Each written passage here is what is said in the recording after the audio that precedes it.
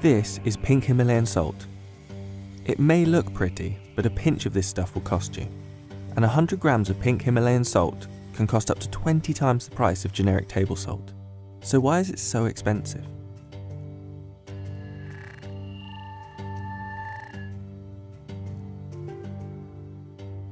Pink Himalayan salt has gathered a cult following. Its supporters claim that it helps with everything from weight loss, reducing aging, regulating sleep, and even increasing your libido. And while the pink salt itself can cost $10 per kilo, the products made using it can be far more expensive. But what actually is the difference between types of salt, and where have these claims come from? To get an idea of what makes pink Himalayan salt different, we need to look at the different types of salt in the industry.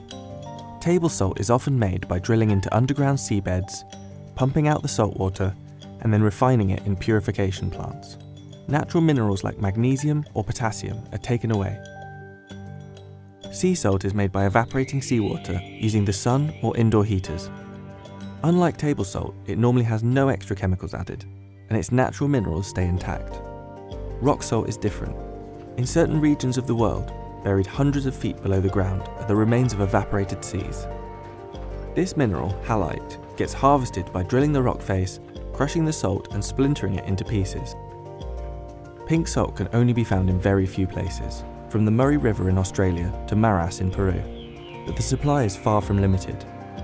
The majority of pink salt mines in the world are in Pakistan, at the base of the Himalayas, and the Kerwa salt mine in Pakistan produces 350,000 tonnes per year.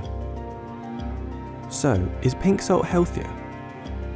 The salt has an estimated 84 different minerals in it, which give it its pink colour. But these minerals only make up around 2% of the salt. So apparently it's reported you can get around 84 different trace mineral elements. However, it's such a very small percentage of the salt that makes up these minerals that you are highly unlikely to get any real benefit or any trace of them in your regular serving of salt itself. And I hate to be the bearer of disappointing news, but it's pretty similar nutritionally. Pink salt's supposed benefits aren't just about eating it though, and many people claim it has healing properties, when either inhaled or even when used as a lamp.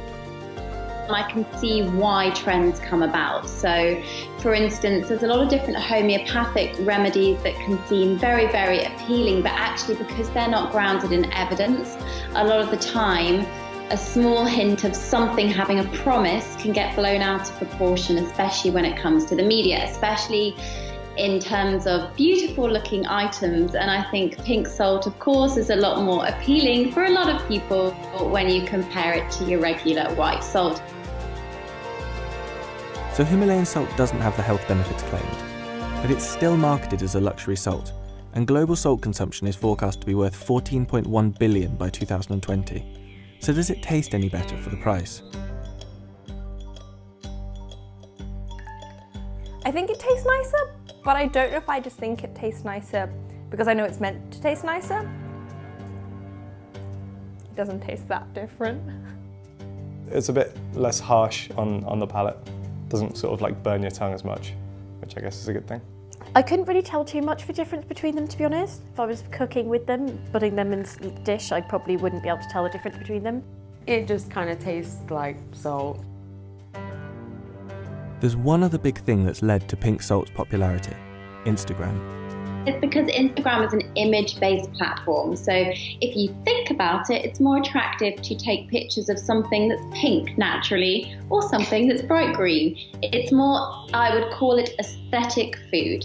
So looking at how food appears rather than it being a miracle benefit. And I think if you are looking at social media on a whole, it goes in seasons and it goes in whatever is the most photographed item. I don't think it will be around forever.